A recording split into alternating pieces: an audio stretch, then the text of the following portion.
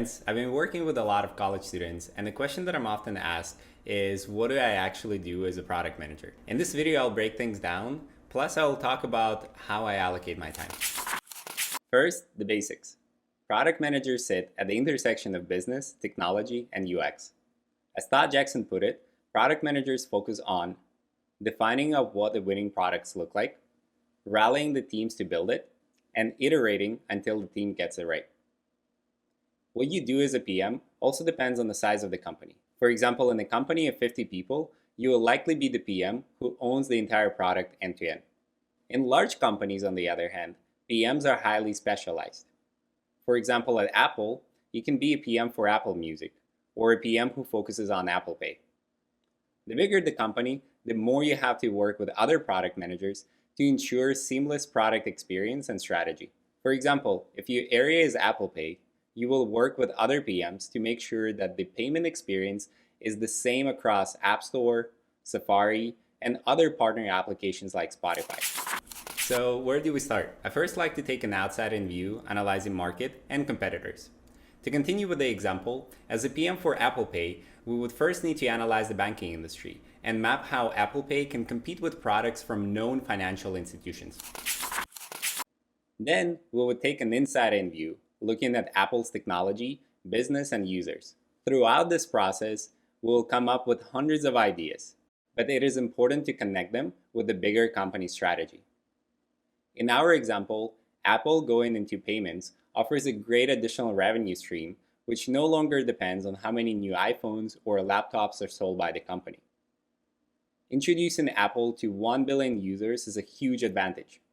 But how do we know that users love Apple Pay and our product strategy is working?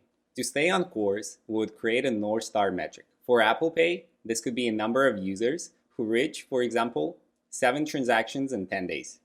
This is our activation milestone. Once a user reaches this metric, we can count a user as loyal, someone who will come back and tell others about this product. We'd also need to break down our users into categories. For example, there are users of Apple Pay who just want to pay for things. But there are also merchants who want to offer Apple Pay in physical stores, restaurants, or online to take payments. So for each user category, we'd write down pain points and a list of solutions. This often means that we would need to work closely with our users, interviewing them and understanding their needs. With this information, we would then prioritize solutions based on how much closer they bring us towards the North Star metric. Then, there are product requirement documents. We would create and share these documents with UX and engineering. We use these documents to spark a discussion and align our teams. PRDs typically include objectives, problems, solutions, and measures. Solutions are typically written as user stories. For example, as an iPhone user, I want to pay online with a credit card that is saved in my Apple Wallet, so I don't need to manually type in the credit card information every time. From there, we would need to work with UX and engineering to create prototypes. Often, we would take prototypes to our users and ask their feedback before building the actual product. We would also work with engineering to size the new features and create a roadmap for when these features will be available to our users. Often, sizing and roadmaps trigger staffing discussions, such as that our team might need to have 10 additional developers to build a new feature for next year.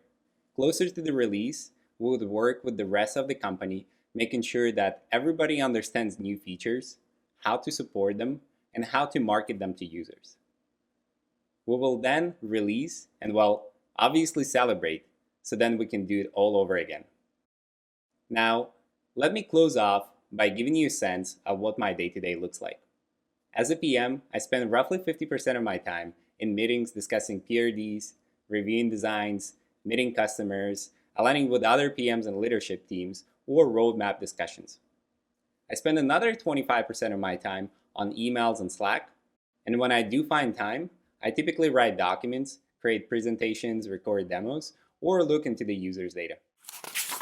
If this information inspired you to learn more about product management, in the description below I added my top 3 books, which I recommend to everybody who wants to become a PM. As always, let me know if you have any questions, and I'll see you soon.